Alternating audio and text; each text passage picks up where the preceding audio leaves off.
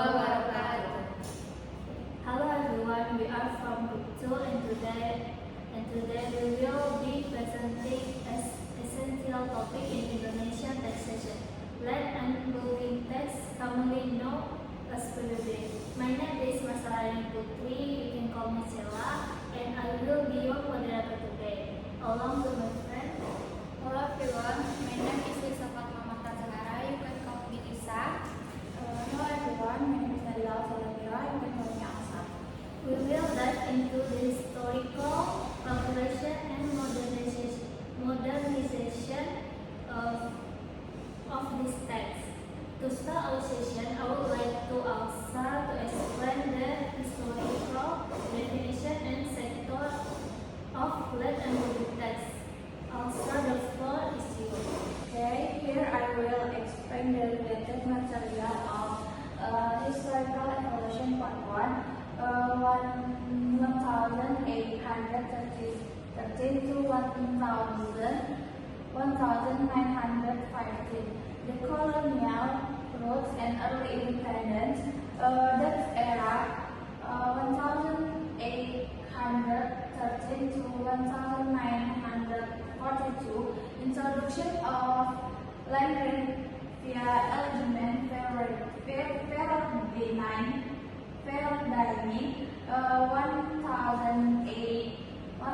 1836 focused on agrarian exploitation and funding colonial administration.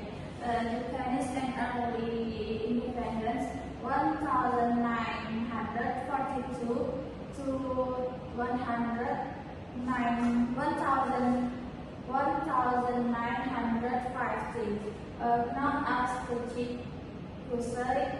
During Japanese occupation, Law Number 6 of 1947 marked the first national tax foundation post-independence.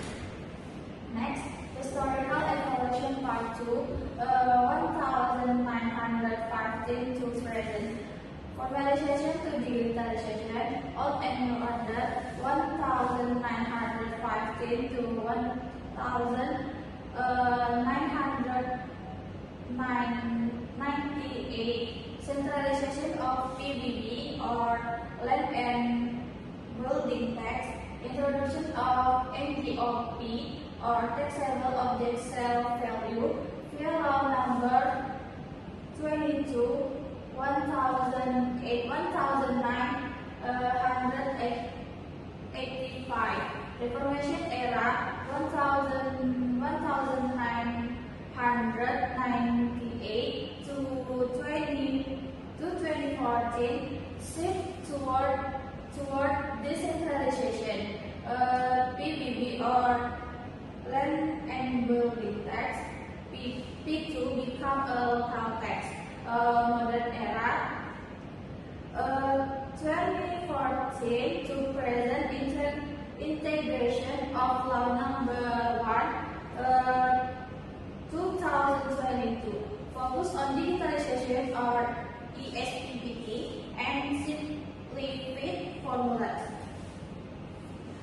Next, definition and characteristic. What is land and building tax?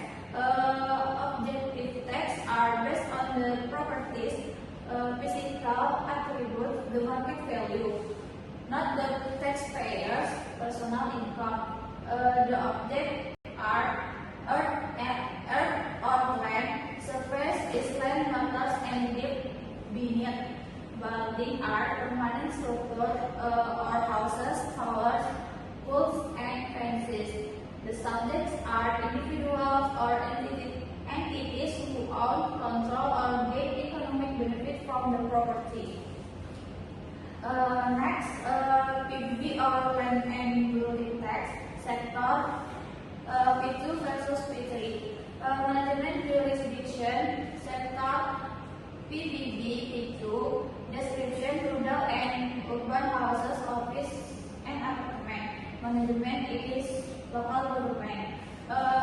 PBB P3. Description is taxation, forestry and mining, and management are central government. Okay, thank you also for the explanation. Next, we will look into how this text actually calculated. For this part, I would like to invite Lisa to present the material. Also, sorry. Okay. Yeah. Thank you also for the explanation. We will look into how this text actually calculated. For this part, I would like to invite Lisa to present the material. Lisa, please take the floor. Okay, I will explain about calculation and case study. First, I will explain about calculation formula. Land is moving that x squared self-value of taxable object minus non-taxable self-value of taxable object. Next, case study, Marcianto own property asset in Padang City with the following specification. Land area is 150 square meter. Self-value of object EDR 2,500,000 per square meter. Building area is 80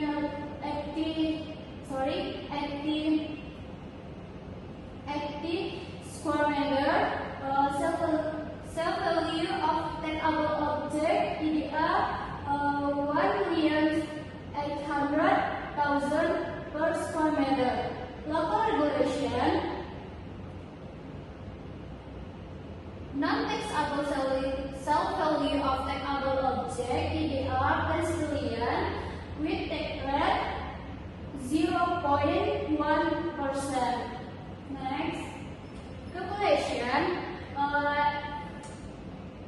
Self-value of taxable object land 150 multiplied by 2,500,000 equal 375,000. Self-value of taxable object will be 80 multiplied by 1,800,000 equal 144,000. Total self-value of taxable object 375,000 plus 144,000 is equal 519,000. Land and building tax explored multiplied by self-value of taxable object minus non-taxable self-value of taxable object. Land and building tax equal land and building tax rate equal 0.1% multiplied by 519,000 minus 10 million. Land and building tax equal 0.1% multiplied by 509,000. So total land and building tax EDR 509. Thank you. Okay, thank you also for thank you Lisa for the clear calculation and case study. Now, for the next session, I will take over to explain the material. Now, moving on slide 8. It is crucial to understand that under Indonesian tax law, not all land and building are subject of land and building tax. As detailed in our report, tax exemptions are strictly based on the non-commercial use of the property for public interest rather than the identity of the owner itself.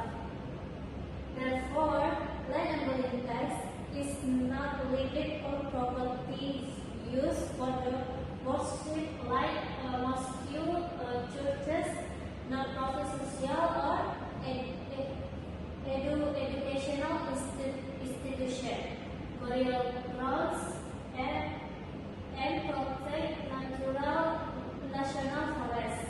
Additionally, diplomatic office and international consulate are essential based on international reciprocity agreements. Next, on slide 9, the dual function of land and building tax. First is the budgetary function. The function is primary source of land, local owned source revenue to fund infrastructure, health, and education. Second is the regulatory function. This function allow local government to control spatial planning by imposing higher tax on unproductive or sleeping land to stop land speculation. Furthermore, it promotes wealth redistribution through tax rate, ensuring that wealthier properties owners contribute more to support lower income groups. Finally, on slide 10, we look at the real-world challenge and modernization of land and building tax. Challenge of land and building tax. First, valuation gaps. This disparity between development and market price. Second, data integrity, which is absolute database leading to tax errors. And three, equity. This burden on asset risk but just for citizens. Modernization for land and building tax is BBB and Symphony integration to increase voluntary compliance.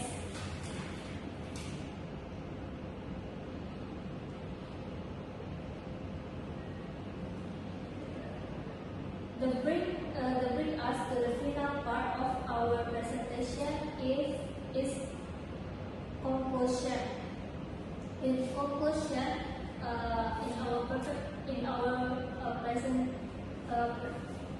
presentation is the evolution of land and building tax in Indonesia reflects a strategic shift toward subnational fiscal autonomy, culminating in the HKPD Law Number 1 of 2022 by decentralizing PBB P2.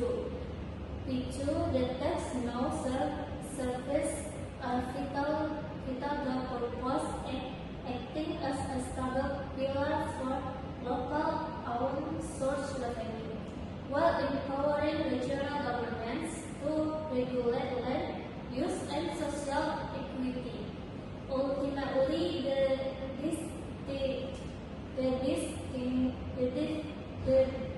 distinction between local PBB P2 and central PBB P3 ensure a balanced governance that fosters regional independence without compromising national stewardship over strategic resource.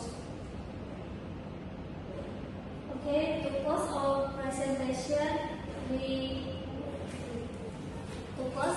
presentation, today, we sincerely apologize for any shortcomings, technical error, or mistake words during